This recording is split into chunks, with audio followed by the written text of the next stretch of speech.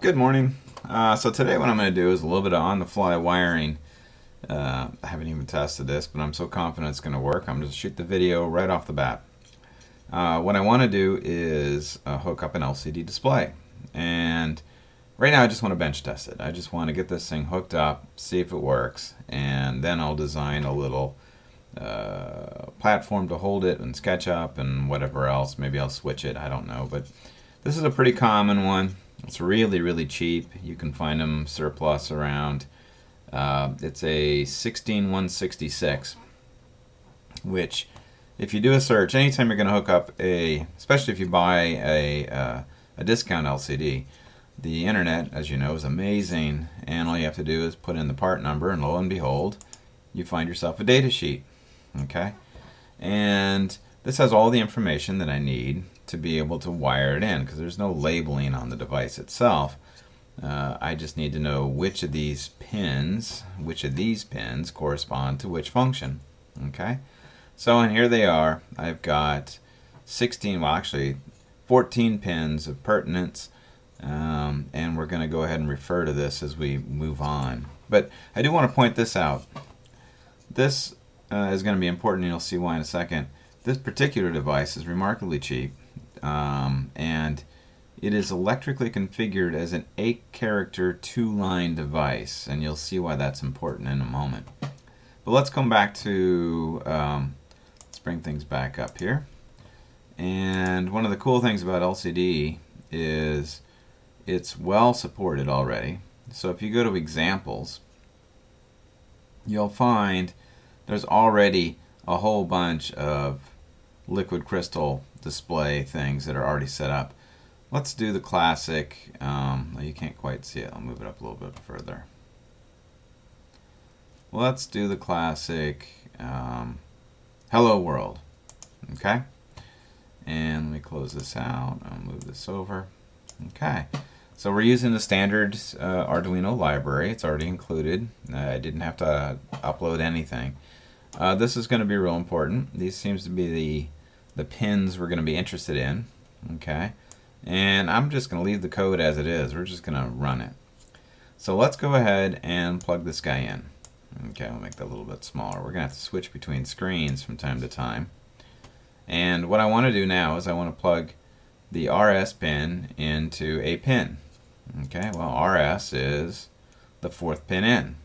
Alright, so if I go back here, and I'm going to grab myself a wire, and I'm going to go to number 4, and I'm going to plug it. You don't have to use, if you look at the code, they had it set up by default to pin 12, but you know what, I don't want to mess up my thing. I'm going to plug it into any available pin that I have. Let's see, 12, 11, 10, 9. I'll plug it into 8. Okay, it's in 8. And actually I'll just change that right now so we don't screw anything up. What's the next thing we have to do? We have to do the enable pin. Okay, so let's find that. Enable is the 6th pin. So I'm going to grab a wire, and I'm going to plug it into the 6th pin, and I'm going to choose, let's just stick it right next to 8. We'll stick it in 7. Okay, plug it into 7, change that.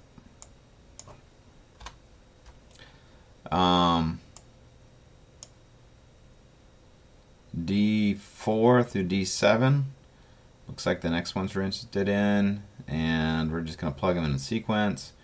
So D4 through D7 are essentially the last pins. This has 16 pins. This label's 14, so we're going to go to the second to the last. So I'm going to take this. So that's going to be 14. And this will be, these wires, I should have straightened them up a little bit better. 13, 12,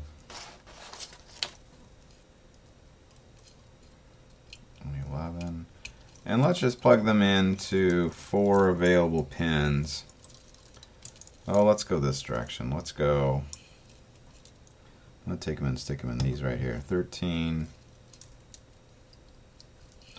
Shouldn't really matter as long as you define it. 14.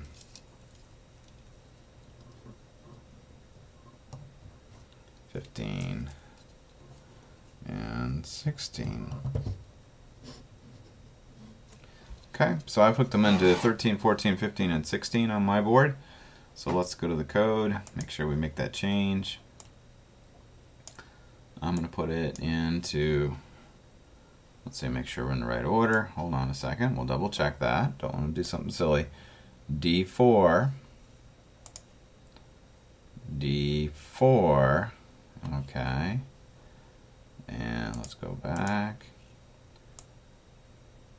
D4 is the first one here, and I've got it plugged into 13, so it looks like I went 13,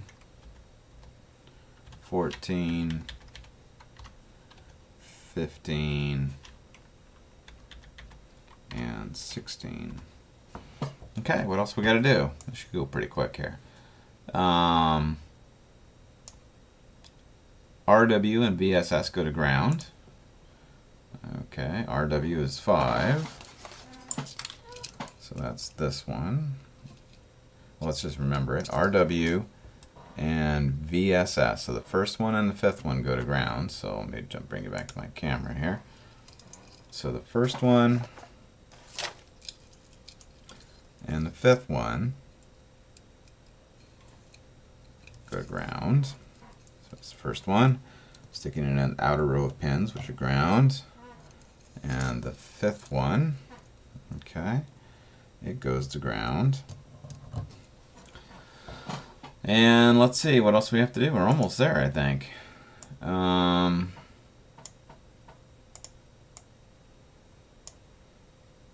resistor, okay, we need to do the VCC to 5 volts. And then we're going to need to stick in a resistor to ground, okay. So let's take a look. VCC, actually it's VDD on this thing. Okay, so that one is going to go to 5 volts.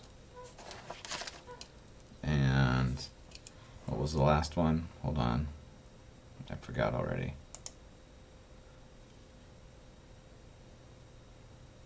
That one goes to 5 volts. Alright, so let's plug it into 5 volts. Get the camera back so you can see it. This guy here, come on, autofocus, there we go, goes to 5 volts, which is the middle row of pins. And last but not least, we have to connect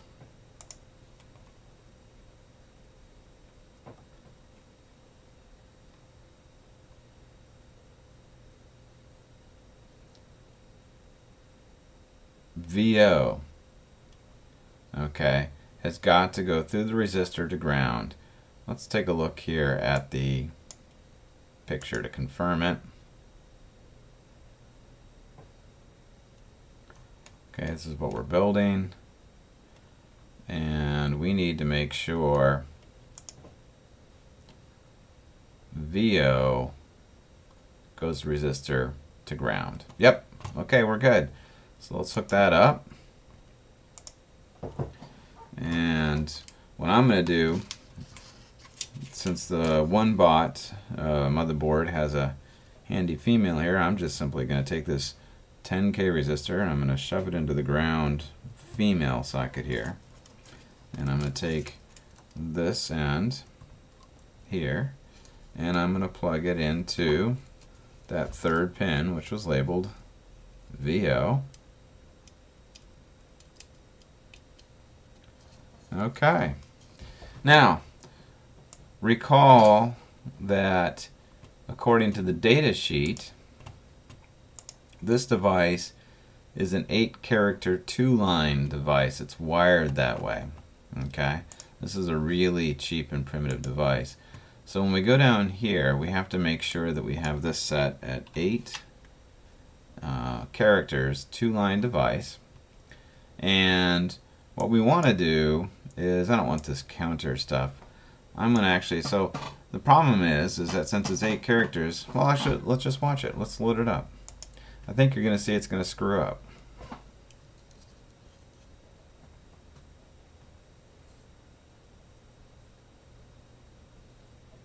Okay. And lo and behold, it didn't do what I want it to do. Alright? It didn't say hello world. It says hello duh. And then it starts to counter. Okay? Because we actually haven't defined this properly. What we really want to do, we'll take this line right here, is we want to split this up a bit. Because the problem is, this is longer than 8 characters. So let's take this.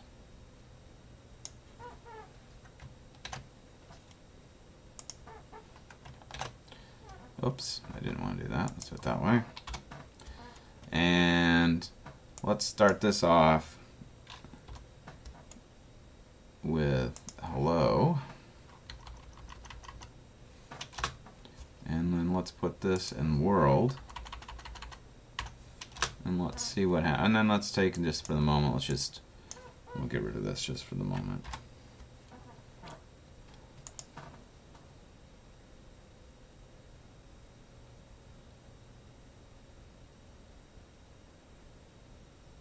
Yeah, we're getting closer.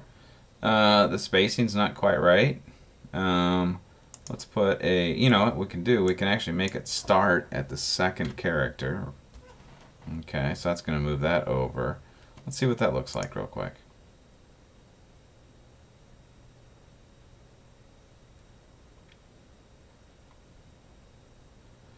Better, better. I think it should be a capital H myself. And this should be a capital W. Hard to do with one hand. And let's get rid of one of these spaces. Well, that's actually easy right here. We can just move that over like that.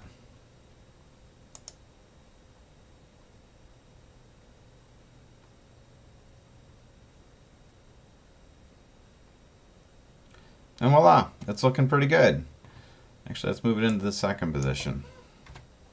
And I think we'll be much happier.